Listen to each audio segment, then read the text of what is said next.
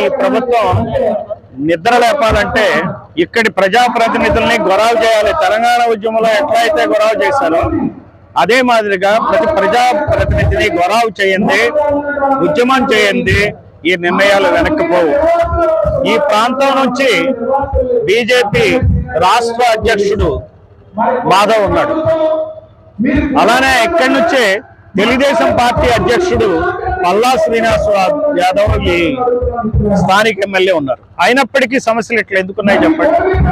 అంటే Visakha steel plant అమ్మటానికి Chandrababu ప్రభుత్వం, మోడీ ప్రభుత్వం తయారైనని అర్థం. ఒక్కసారి ఇది ప్రైవేటైజ్ అయితే మనం గంగవరం పోర్టులో చూస్తున్నాం. అదానీ చేతుల్లోకి పోగానే అక్కడ ఉన్నటువంటి ఫిషర్మెన్ ని ఎట్లా వెనక్కి పంపించారు. ఈ రోజున వాళ్ళకి ఎంత అన్యాయం జరుగుతుంది. ఈ అదానీ గంగవరం పోర్టులో స్థానికులు ఎవరు కూడా ఎంప్లాయ్మెంట్ లేని పరిస్థితి. స్థానికులకు ఉద్యోగాలు దొరకవు.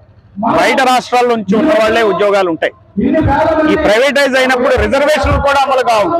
బీసీల రిజర్వేషన్ కానీ, ఎస్సీల రిజర్వేషన్ కానీ, ఎస్టీల రిజర్వేషన్ కానీ అమలు కాదు. అందువల్ల మనం స్టీల్ ప్లాంట్ ప్రైవేటైజేషన్ వ్యతిరేకించాలా. అలాగే ఈ 64 గ్రామాల ప్రజలు అమరావతిలో రైతులకు ఎలా అయితే భూపరిహారం ఇచ్చారు, ఎకరానికి 1250 గజాలు అంటే దాదాపుగా 10-12 కోట్ల రూపాయల విలువైనటువంటి పరిహారం ప్రతి ఎకరానికి వచ్చింది. అదే మాదిరి పరిహారం ఇక్కడ ఈ 64 గ్రామాల రైతులకు ఇవ్వాలి. ఆదివాసీ రైతుల యొక్క భూములకు కూడా అదే మాదిరి పరిహారం ఇవ్వాలని చెప్పి all India Bahujan Samaj party తరఫున డిమాండ్ చేస్తున్నాం.